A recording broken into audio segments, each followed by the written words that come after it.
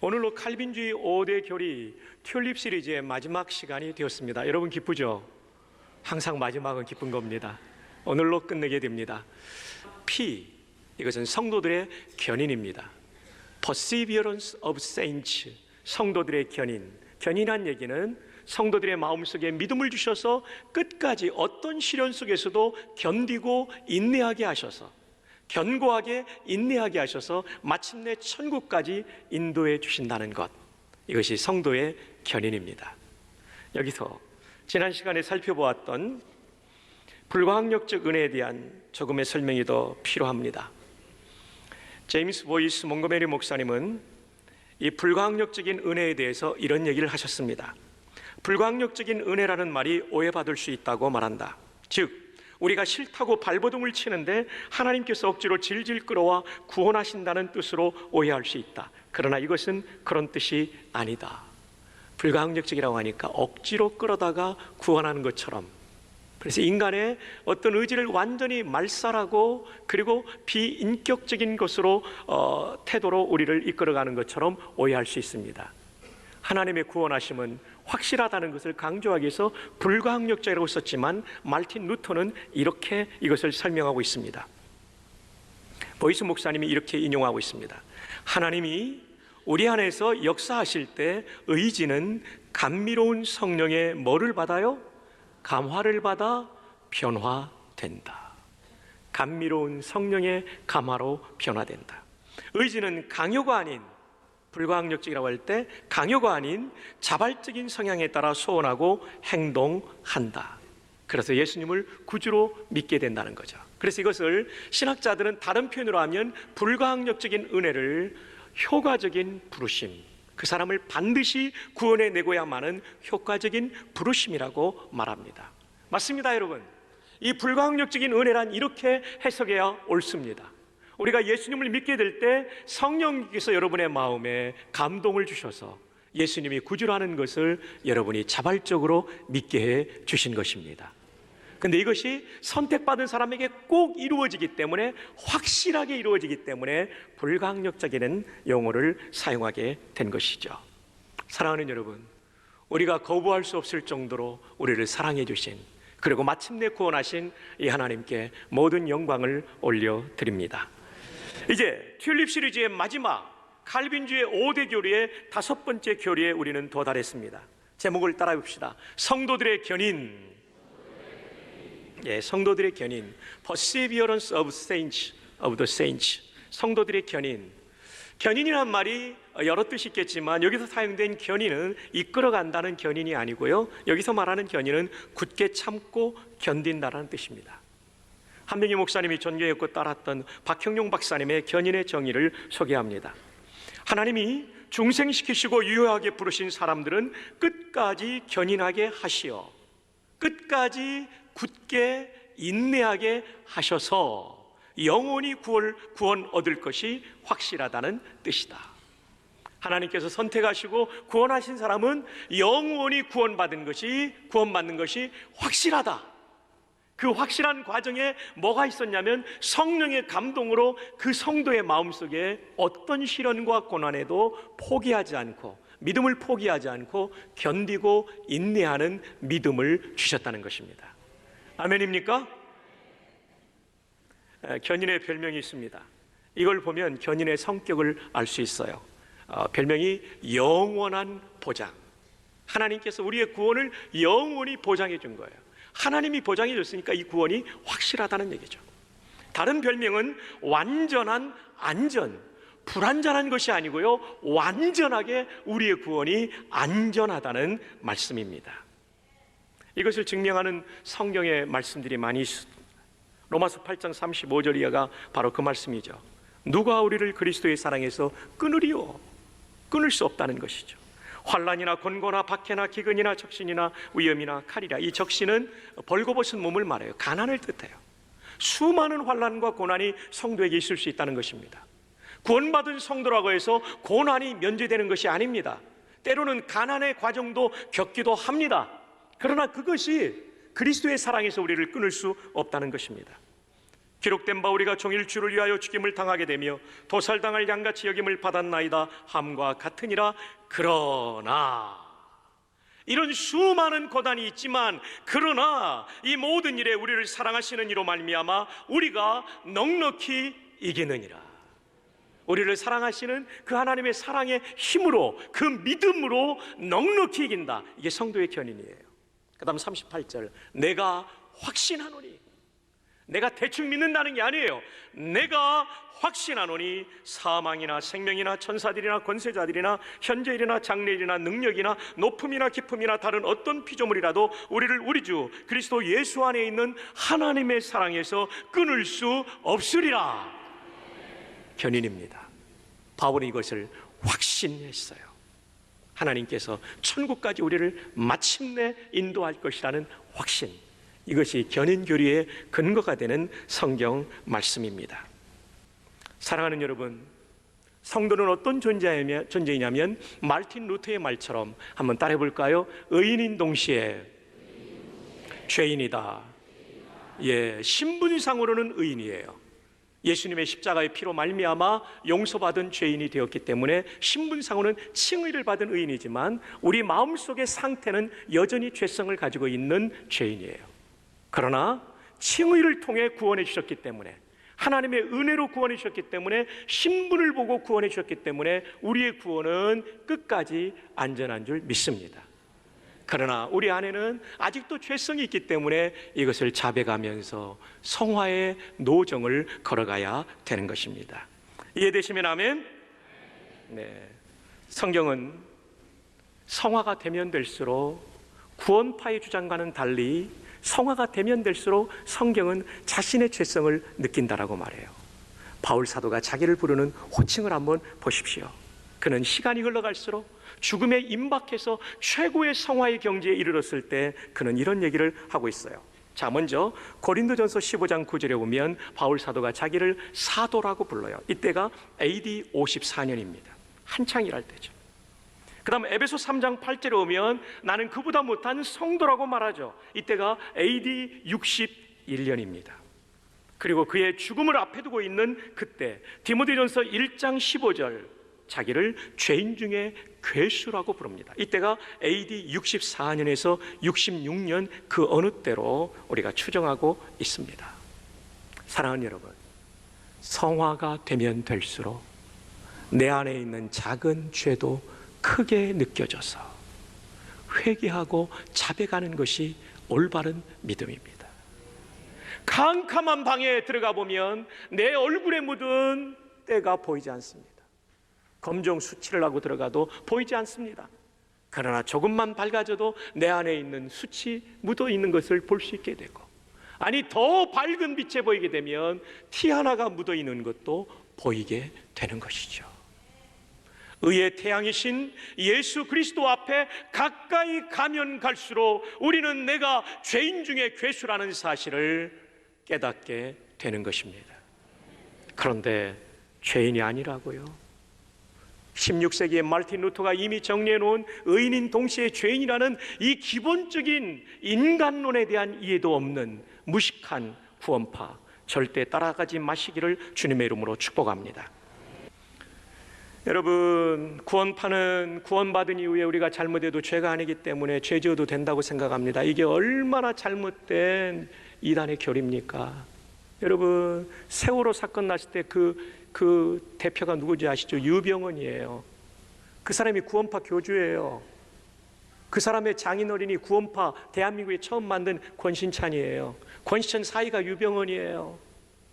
도덕적 기준이 없어버리니까 돈에 혈안이 되어서, 그리고 그전에는 오대양 사건 아시죠? 충청도의 어느 공장에서 여종업원들을 폭행하고 살해했던 일들, 이 구원파 일이에요. 교리가 잘못되면 윤리가 잘못될 수 있기 때문에 이단에 빠지면 안 되는 거예요. 여러분, 이 권신찬파와 다른 박옥수파가 있는데 이 박옥수파는 윤리적인 문제는 일으키지 않지만 교리적으로 이단입니다. 부산에 자주 옵니다. 박옥수 목사 성경 세미나 해가지고 버스에다가 이렇게 막 필름 붙이고 다니는 홍보 보셨죠? 그 구원파 이단이에요. 박씨라고 다 믿으면 안 돼요, 여러분. 구원파 이단이에요. 그라시아 합창단 뭐 대단한 것 같죠. 외국인들도 오고. 박옥수 목사는 그런 얘기도 합니다. 뉴욕 타임즈에 자기 설교도 실었다고. 여러분, 그건 기사화가 된 게 아니고요, 광고예요, 광고. 광고는 돈만 주면 실어줍니다. 저도 돈 내면 뉴욕 타임즈에 제 설교 실을 수 있습니다. 별로 안 믿으시는데 사실입니다. 그런 거 현혹되지 마세요. 이 구원파가 얼마나 잘못된 이단인지. 교리가 잘못되니까 윤리까지 변질되는 것입니다. 자, 구원파의 주장대로 구원받았으면 죄 지어도 괜찮은가? 아닙니다. 성경이 이렇게 말하고 있습니다. 로마서 6장 1절 2절에 그런즉 우리가 무슨 말을 하리요? 은혜를 더하게 하려고 죄에 거하겠느냐? 그럴 수 없느니라. 죄에 대하여 죽은 우리가 어찌 그 가운데 더 살리요? 더 죄짓지 말라는 얘기예요. 로마서 6장 6절에 우리가 알거니와 우리의 옛사람이 예수와 함께 십자가에 못 박힌 것은 죄의 몸이 죽어 다시는 우리가 죄에게 종노릇하지 아니하려 함이니. 죄에 끌려다니지 말라. 성령께 끌려다니면 이길 수 있다라고 로마서가 말해주고 있잖아요. 사랑하는 여러분, 우리는 어마어마한 사랑을 받은 존재예요. 창세전에 여러분 한 분 한 분이 선택받은 사람이에요. 예수님이 여러분을 위하여 제한속죄를 십자가에서 베풀어 주신 사람이에요. 그 어느 날 성령께서 여러분 마음속에 거부할 수 없는 효과적인 은혜로 믿음을 주셔서 이 복음을 믿으신 분들이에요. 천국 가는 그날까지 견인의 은혜로서 끝까지 견고하게 인내하게 하셔서 시련과 역경 가운데서도 믿음 잃지 않고 천국 가게 하시는 구원을 받을 분들이에요. 어마어마한 사랑을 받은 우리예요. 그러니까 우리 더 이상 죄에 빠지지 말기를 바랍니다. 때로 넘어질 수 있어도 바로 회개하고 돌이켜야 돼요. 행동화되기 전에 마음에서부터 돌이켜야 돼요. 내 배우자가 아닌데 이상한 여자와 남자 만나는 사람 좋은 말 할 때 경고합니다. 다 끊어버리십시오. 오늘 끊어버리십시오. 여러분, 스마트폰이나 인터넷으로 음란한 영상 보는 분 오늘 끊어버리시기를 바랍니다. 네. 아멘 해야 될 사람 안 하고 할머니들만 하면 어떡합니까? 다른 사람을 괴롭히면서 그 즐거워하는 갑질하는 사람들 오늘 끊어버리기를 바랍니다. 우리가 어마어마한 사랑을 받은 사람이기 때문에 그런 거예요. 성경을 한 줄도 안 읽고 기도에는 나오지도 않고 쇼핑에는 다니는 사람, 쇼핑이 중립적이지만 성경보다 기도보다 앞서면 이거 잘못된 거예요. 조절해야 돼요. 시간표 조절해야 돼요. 음악이 얼마나 좋습니까? 하나님의 선물입니다. 근데 잘못된 음악 말고 건전한 음악도 조절해야 된다는 거예요. 운동 얼마나 좋습니까? 그러나 운동이 예배보다 기도보다 성경보다 앞서면 조절해야 됩니다. 영화 얼마나 좋은 영화들이 많습니까? 그러나 나쁜 영화 말고요, 그 영화도 조절해야 되는 거예요. 우리 삶의 모든 부분에서 어마어마한 사랑을 받은 우리가 삶을 재정립할 수 있기를 바랍니다. 한 해를 보내며 새해를 맞이할 때 이런 준비 없이 맞이한다면 여전히 우리는 패배하는 2019년도가 되는 것입니다. 한편 우리가 받은 구원은 완전한 사면이지 어설픈 조건부 집행유예가 아니라는 걸 기억하십시오. 성경은요, 완전히 사면됐다고 말해요. 집행유예는요, 이거 언제든지 다시 끌려갈 수 있어요. 감시받고 있는 거예요. 불안한 거예요. 우리 구원이 집행유예 같은 게 아니에요. 완전한 사면이에요. 성경이 말하고 있죠. 로마서 8장 1절 이하에 그러므로 이제 그리스도 예수 안에 있는 자에게는 결코 정죄함이 없나니 완전히 무죄 판결이다. 완전 사면이에요. 성도들에게 물어보면 지금 죽어도 천국 갑니까? 그러면 죽어봐야 알지요. 이건 집행유예예요. 그건 성경이 말하는 구원난이 아니에요. 예수님을 구주로 진짜 믿었다면 완전 사면 받았음을 확인하시기를 바랍니다. 우리 교회 중직자들에게 좀 제가 부탁하고 싶은 말씀이 있습니다. 금요일 밤에도 말씀드렸지만 어마어마한 구원의 은혜로 성도 되었고 직분을 받았어요. 장로, 안수입사, 권사, 또 우리 목사들도 마찬가지입니다. 여러분의 직분을 장롱석에 넣어놓지 마십시오. 모든 부분에 모범이 되십시오. 공예배 모범 되십시오. 주일 오후 예배, 금요 예배, 수요 예배 모범 되십시오. 그리고 헌신의 모범이 되십시오. 우리가 받은 구원이 그렇게 싸구려 구원이 아닙니다. 여러분 정말 기억하시기 바랍니다. 성도의 견인을 증거하는 성경은 많이 있습니다. 빌립보서 1장 6절에 너희 안에서 착한 일을 시작하신 이가 그리스도 예수의 날까지 이루실 줄을 우리는 확신하노라. 착한 일은 구원의 일이에요. 이 구원의 일을 그리스도 예수의 날은 재림의 때예요. 재림의 때까지 끌고 간다는 얘기예요. 그리고 마침내 천국까지 들어가고 영화까지 허락하신다는 거예요. 성도의 견인이에요. 요한복음 10장 28절에 내가 그들에게 영생을 주노니 영원히 멸망하지 아니할 것이요 또 그들을 내 손에서 빼앗을 자가 없느니라. 그들을 주신 내 아버지는 만물보다 크심에 아무도 아버지의 손에서 빼앗을 수 없느니라. 완전한 성도의 견인입니다. 베드로전서 5장 10절 모든 은혜의 하나님 곧 그리스도 안에서 너희를 부르사 자기의 영원한 영광에 들어가게 하신 이가 잠깐 고난을 당한 너희를, 예수 믿는다고 고난이 없는 건 아닙니다. 고난이 있습니다. 그런데 하나님 은혜로 이기는 거죠. 잠깐 고난을 당한 너희를 친히 온전하게 하시며 굳건하게 하시며 강하게 하시며 털을 견고하게 견인의 은혜를 주실 것이다. 성도의 견인에는 두 가지 측면이 있습니다. 하나님의 편에서는 보호입니다. 프리저베이션입니다. 하나님 우리를 보호해 주세요. 근데 성도 편에서는 인내예요. 퍼시비어런스예요. 이 은혜조차도 하나님의 은혜로 주시지만 하나님은 보호하시고 우리는 그 보호에 의지하여 인내함으로써 구원의 궁극적인 자리까지 가게 되는 것입니다. 고난이 있지만 하나님 의지하면 넉넉하게 이기게 될 줄 믿습니다. 고난당하는 성도 여러분, 하나님 의지에서 승리하기를 주님의 이름으로 축복합니다. 배교에 대한 말씀이 있습니다. 히브리서 6장 4절 6절 믿다가 타락한 사람은 성도의 견인이 없는 거 아닌가? 아닙니다. 칼빈이 말하기를 그들은 아예 선택받지 못한 사람이고 청함은 받았지만 택함 받지 못했기 때문에 믿는 것처럼 보였지만 믿지 않았다라고 정리합니다. 이 시간 성도의 견인에 대해 김철웅 박사님이 본인이 본 영화를 소개해 주는데 저도 이 영화에 대한 스토리를 읽으면서 감동이 돼서 여러분에게 소개합니다. 그 영화의 제목은 내 머릿속에 지우개, 바로 저 포스터의 영화입니다. 정우성이라는 남자 배우와 손예진이라는 여배우가 주연한 영화입니다. 이 영화 속에서 이 두 청춘 남녀는 서로를 사랑하게 되어서 결혼하고 행복한 삶을 살게 되었어요. 근데 신혼의 삶에 시작도 하자마자 결혼 생활에 먹구름이 밀려오기 시작합니다. 신부가 희귀병에 걸린 거예요. 그것은 알츠하이머 병입니다. 27살의 젊은 나이에 치매가 오게 된 것입니다. 그래서 이 젊은 신부는 뭘 하나 제대로 기억하는 것도 없고 아무 데서나 오줌을 싸는 배설을 하고 아무 말이나 막 하고 가던 길도 못 찾고 사람도 못 알아보고 심지어 과거에 사랑했던 남자의 이름을 남편 앞에서 남편이 그 사람인 줄 알고 그 이름으로 불러대기 시작합니다. 정상적인 삶이 불가능해진 것입니다. 결혼한 지 1년도 되지 않은 새색시인 아내가 그만 희귀병에 걸려서 마치 기억을 잃어버린 할머니처럼 되어버린 것입니다.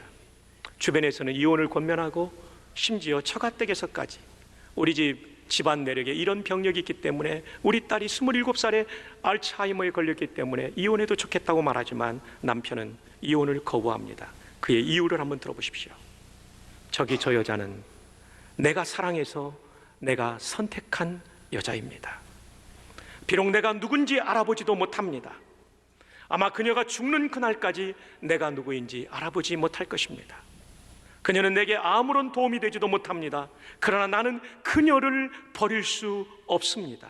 왜냐하면 나는 그녀를 사랑했고 그래서 내가 선택한 여자입니다. 나는 나의 선택에 책임을 다할 것입니다. 그래서 그 남편 된 사람은 그녀와 함께 같이 삽니다. 그 남편에게 아내는 비록 심각한 불치병에 걸린 사람이지만 한 번 아내는 영원한 아내인 것이죠. 비록 영화 속 이야기지만 한낱 연약한 인간도 자신이 한 선택에 책임을 지기 위해서 자기도 알아보지 못하고 여기저기 배설하고 아무데나 누워 자고 아무 곳에나 소리를 지르고 심지어는 자기가 과거에 사랑했던 다른 남자의 이름을 부르면서 출근하는 남편에게 사랑해 누구누구 잘 다녀와 엉뚱한 사랑을 고백하는 여자를 자신이 선택한 여자이기 때문에 자신이 사랑해서 선택한 여자이기 때문에 자신의 선택에 책임을 지기 위해서 그 여자를 끝까지 버리지 않고 지키며 보호하는데, 하물며 좋으신 하나님께서 창세전에 선택하시고 독생자를 죽이시고 성령의 감동으로 믿게 하신 우리를, 끝까지 선택하신 우리를 끝까지 책임지지 않으시겠습니까? 이것이 성도의 견인길이에요. 그러면 이제 우리는 어떻게 살아야 됩니까? 더 이상 구원을 의심하지 마십시오. 진정으로 예수님을 구주로 믿고 있다면 여러분의 구원은 안전합니다. 두 번째, 이제는 어마어마한 사랑을 받은 우리가 죄를 끊어버리는 삶을 삽시다. 하나님과 당신이 아는 그 죄를 끊어버리십시오. 이것이 엄청난 사랑을 받은 성도의 마땅한 삶입니다. 세 번째, 이제 엄청난 은혜를 받은 우리가 다른 사람들에게 은혜를 베푸는 사람이 되어야 됩니다. 손양원 목사님이 그랬어요. 두 아들을 죽인 안재선이라는 학생을 찾아가서 내가 칼로 찔러 죽였다면 이건 복수입니다. 법에서 정한 대로 법의 심판을 받아 사형을 받게 한다면, 아니 사형장으로 가고 있었죠. 그대로 내버려 두었다면 그것은 정의입니다. 내가 죽였다면 복수고 법의 처분을 받게 한 것은 정의입니다. 네, 손양원 목사님은 정의를 뛰어넘는 그 무엇을 보여주었습니다. 사형장으로 끌려가는 청년을 트럭에서 내려서 계엄 지휘관을 설득해서 이 아들을 용서하고 그리고 양자로 삼으신 거죠. 이것을 우리는 은혜라고 부릅니다. 사랑하는 여러분, 우리는 얼마나 많은 정의를 부르짖으면서 은혜를 잊어버리고 살 때가 많습니까? 성도의 삶은 정의도 정의지만 그것을 뛰어넘는 은혜까지 나아가야 될 줄로 믿습니다. 은혜 말이에요, 은혜. 내가 받은 은혜, 나도 이제 다른 사람에게 은혜를 베풀어야 되지 않을까요? 우리의 삶에 이게 있어야 된다는 거죠. 배우자에 대해서도 영화 속 이야기지만 신부를 향해 자기의 선택에 책임을 졌던 그 남편은 은혜를 베푼 거죠. 손양원 목사님 은혜를 베푼 거죠. 오늘날의 교회의 모습은 어떻습니까? 너무나도 차갑지 않습니까? 원칙이 있고 정의가 있지만 은혜가 사라져버린 세상의 법정과 똑같은 교회의 분위기는 아닙니까? 처음 올 때는 따뜻하게 환영을 받지만 시간이 지나가면 네 편 내 편으로 나눠지진 않습니까? 정말 우리 교회에 하나님의 은혜를 받은 성도들끼리 은혜를 베푸는 이 사랑이 있나요? 솔직히 우리는 정직하게 부족하다는 것을 인정하지 않을 수 없습니다. 사랑하는 여러분, 우리 가운데 은혜가 회복되기를 바랍니다. 어마어마한 은혜를 받은 우리가 이제는 은혜를 베푸는 사람으로 바뀌기를 바랍니다. 칼빈주의 5대 교리는 철저하게 은혜에 기초해 있습니다. 창세전의 선택도 은혜입니다. 예수님의 죽으심도 은혜입니다. 내가 예수님을 믿도록 성령에 감동하신 것도 은혜입니다. 천국 가는 그날까지 보호하시는 것도 은혜입니다. 이 은혜를 받았다면 우리도 은혜로 다른 사람을 대합시다. 이 얘기만 드리고 오늘 말씀을 마치려고 합니다. 미국 인디애나주의 어떤 시골 마을에 브레인 튜머를 앓고 있는 15살의 브라이언이 있었습니다. 수술을 받고 항암 치료를 마쳤을 때 이 소년은 머리카락이 다 빠져버리고 말았어요. 브라이언이 여러 달의 치료를 마치고 학교로 돌아올 때 친구들은 브라이언을 생각하게 됩니다. 머리가 다 빠져버린 브라이언이 우리를 보면서 부끄러워하지는 않을까? 그 전날, 브라이언이 학교로 다시 오는 그 전날 친구들은 전화를 통해서 약속을 합니다. 그리고 그 다음날 브라이언이 왔을 때 그를 만져주는 이 시골 초등학교의 20명의 그부들은 모두가 머리를 깎고 있었습니다. 선생님이 교실을 들어와서 감동을 받습니다.